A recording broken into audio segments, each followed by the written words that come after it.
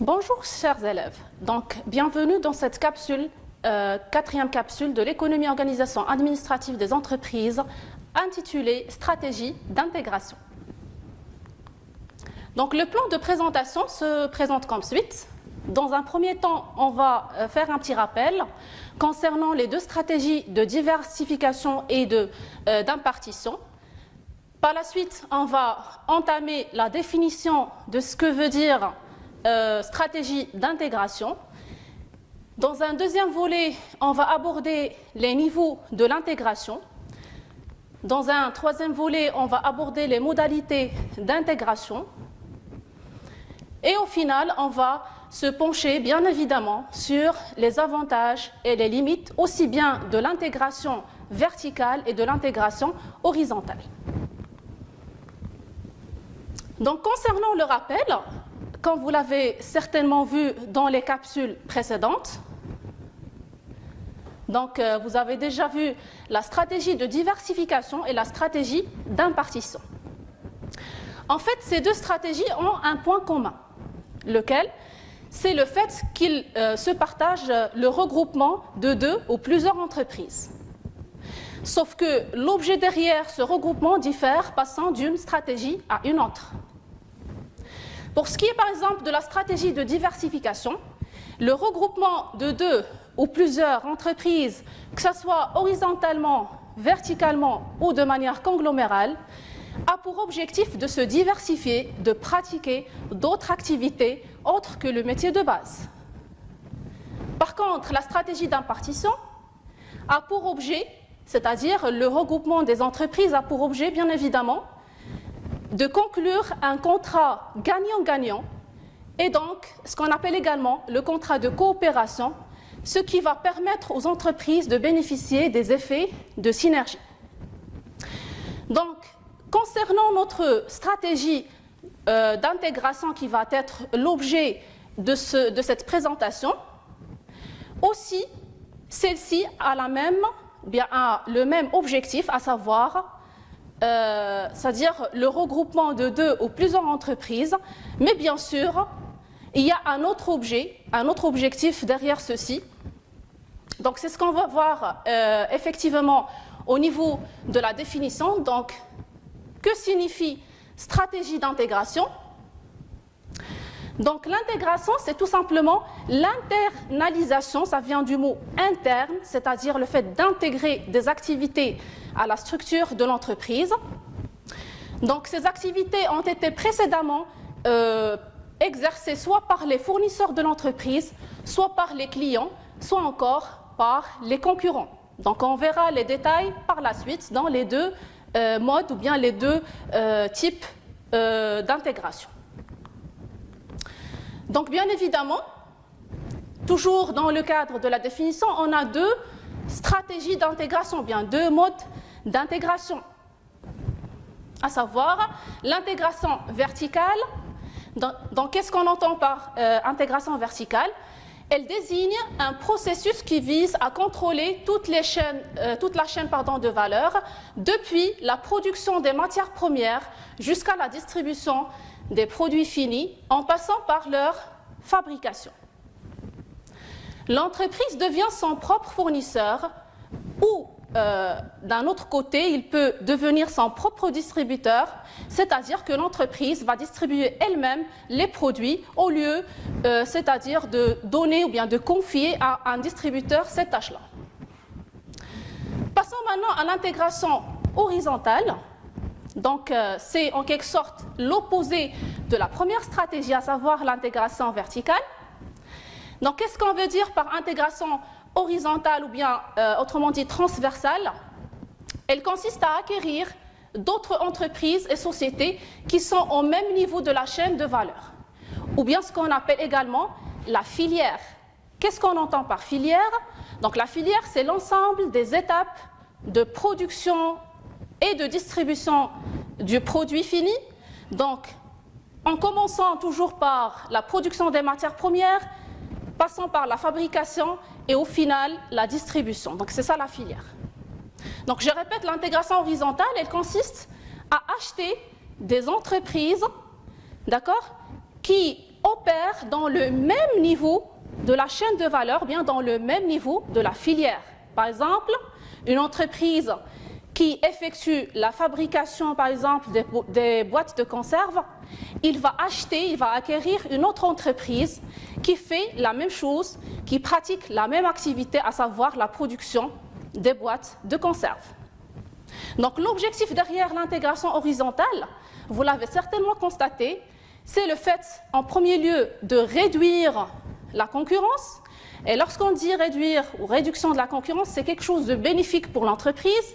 Ça va lui permettre de renforcer sa position concurrentielle, et c'est-à-dire par le fait de conquérir des parts importantes de marché. Donc, je vais relire la définition pour plus de compréhension.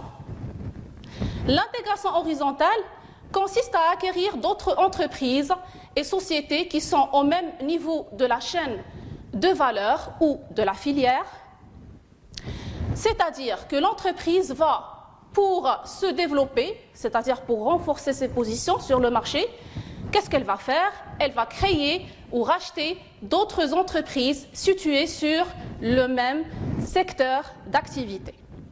C'est-à-dire des entreprises soit qui pratiquent la même activité, c'est-à-dire fabriquent le même produit et satisfait le même besoin, ou encore on trouve d'autres cas où l'entreprise achète des sociétés qui opèrent dans des secteurs qui fabriquent des produits complémentaires, bien qui exercent une activité complémentaire. Maintenant, on va passer au niveau de la stratégie d'intégration. Ça revient aux deux modes qu'on vient de traiter tout à l'heure. D'accord? Donc ces deux modes, bien sûr, ils constituent en même temps des niveaux de l'intégration.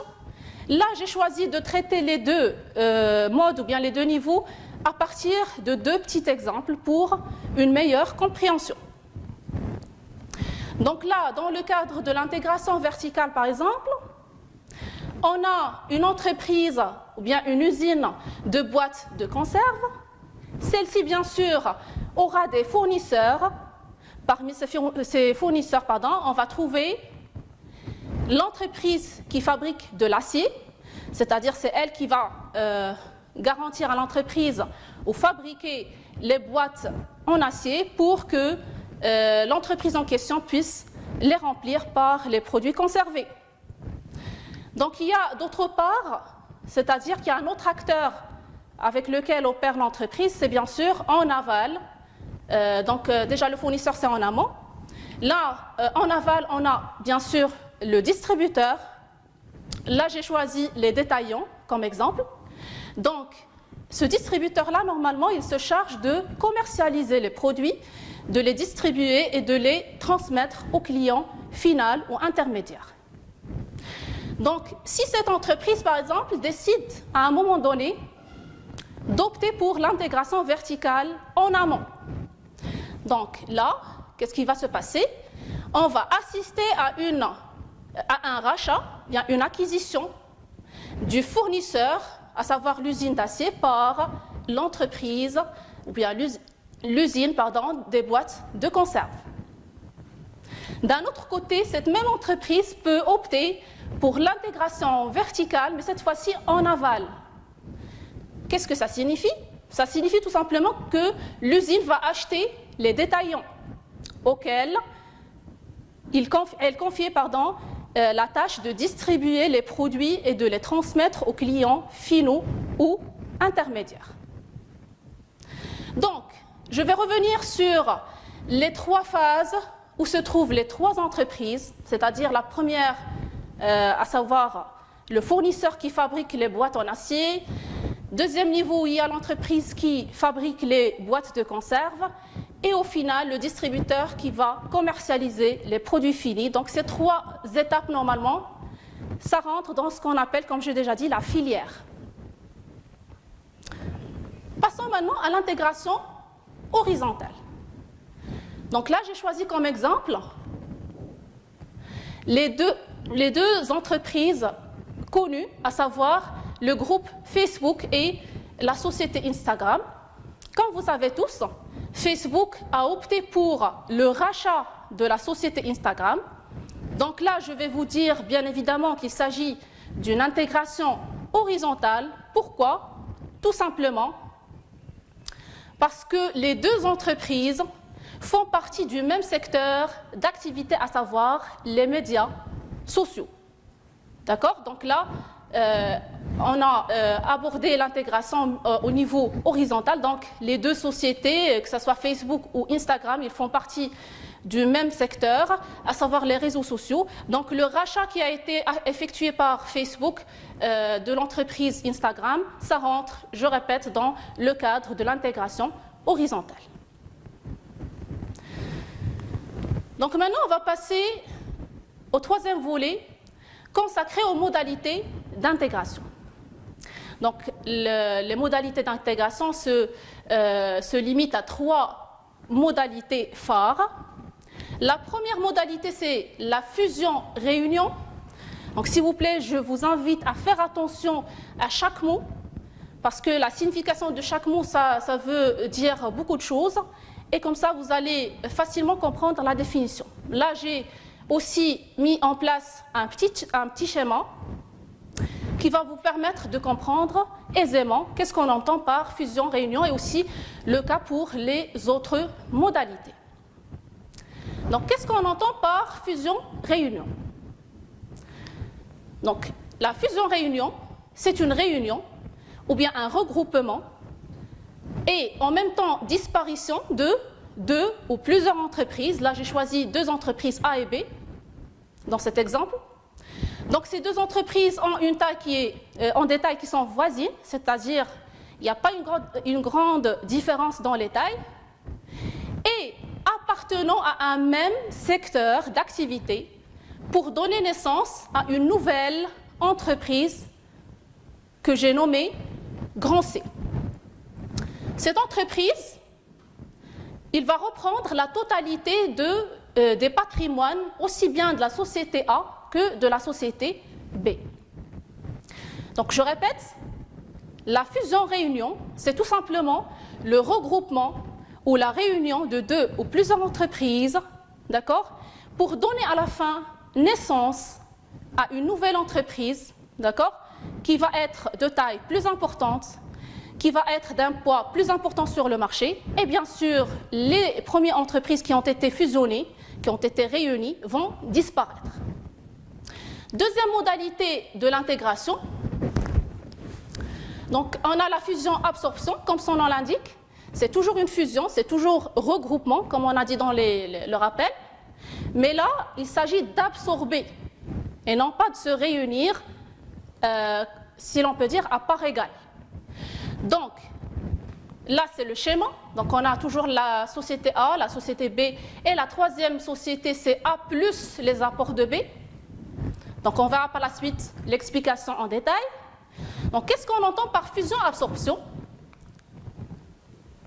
C'est bien évidemment le regroupement de deux entreprises, cette fois-ci de taille différente, d'accord, et non pas de taille voisine, comme on a vu la première modalité. Donc, je répète, regroupement de deux entreprises de taille différente, A et B. Donc, B, c'est la société absorbée qui disparaît par la suite en cédant ses titres à la société A, qui représente la société absorbante. Cette dernière, c'est-à-dire la société absorbante, réunit tous les actifs et les passifs étant auparavant propriété de B.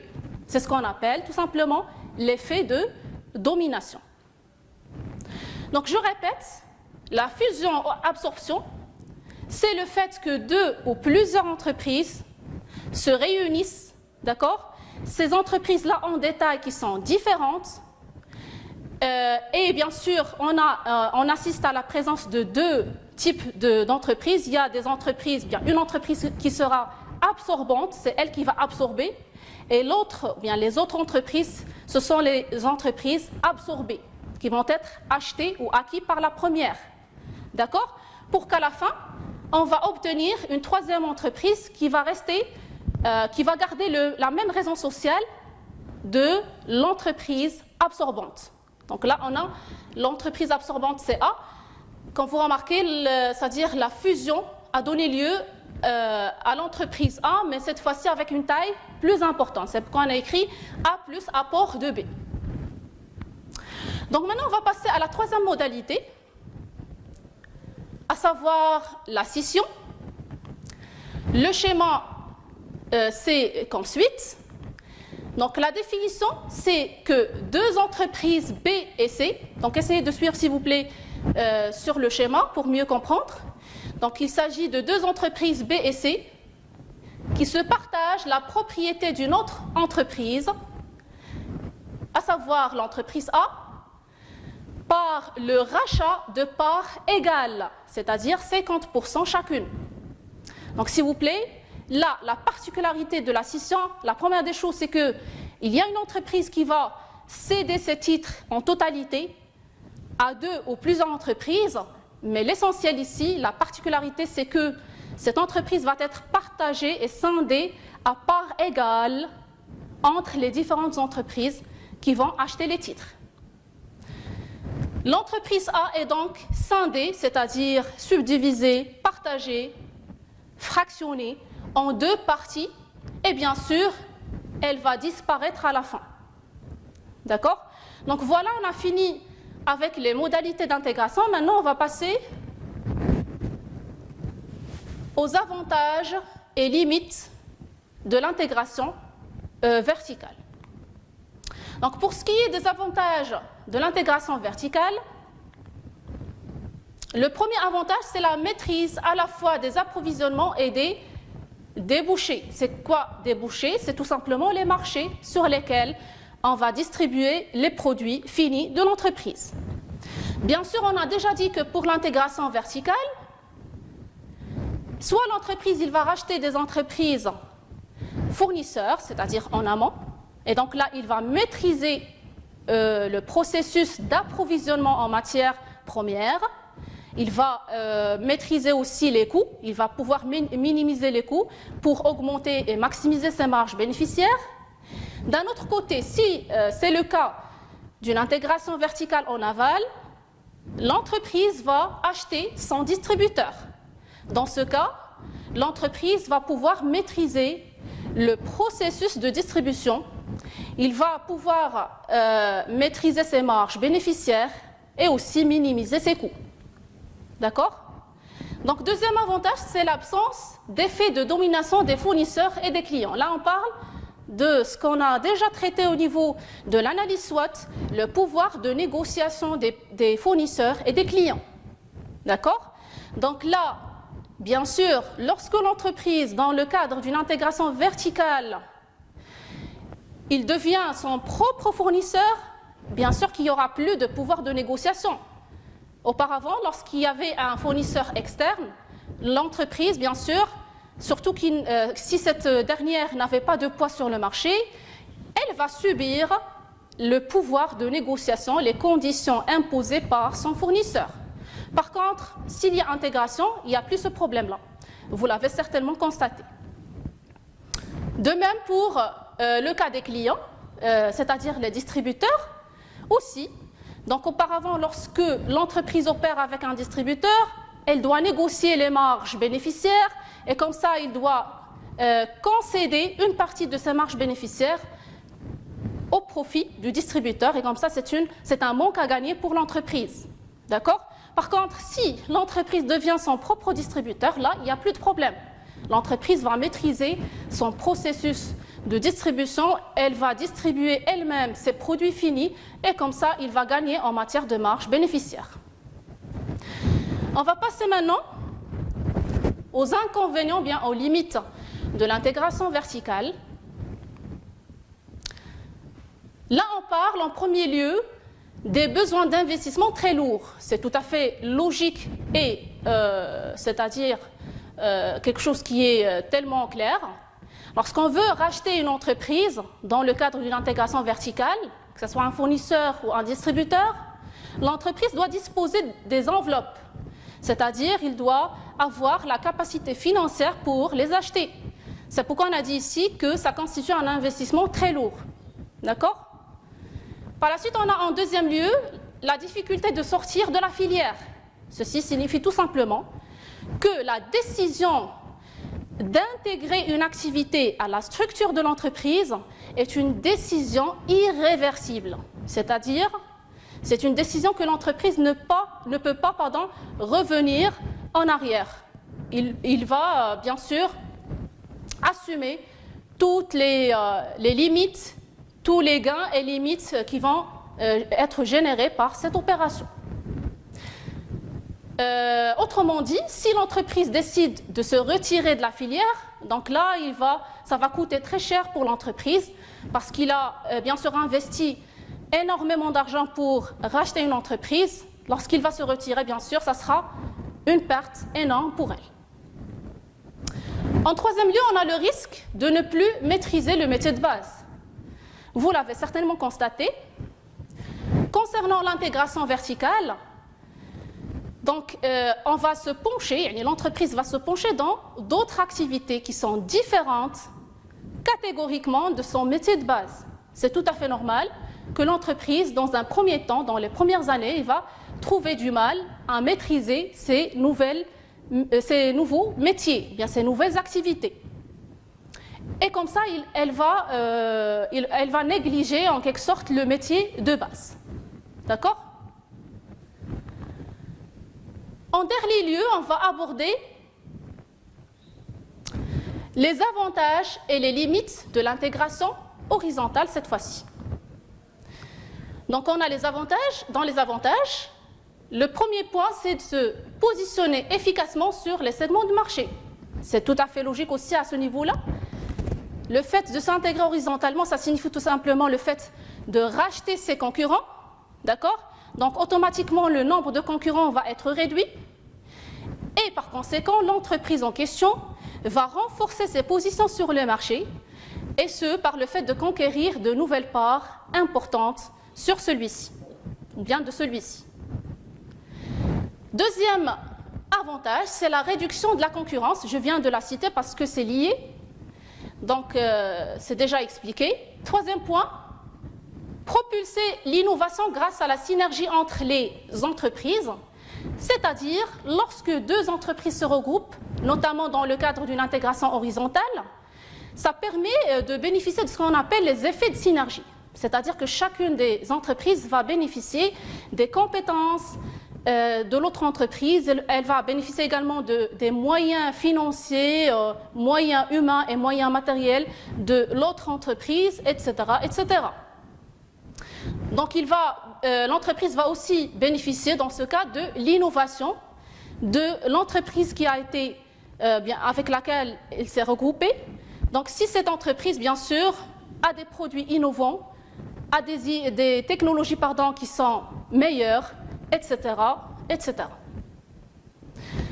Il y a le quatrième point dans les avantages, à savoir les économies d'échelle. Qu'est-ce qu'on entend par économie d'échelle? C'est tout simplement l'augmentation du volume de production qui génère automatiquement la diminution surtout des coûts unitaires fixes.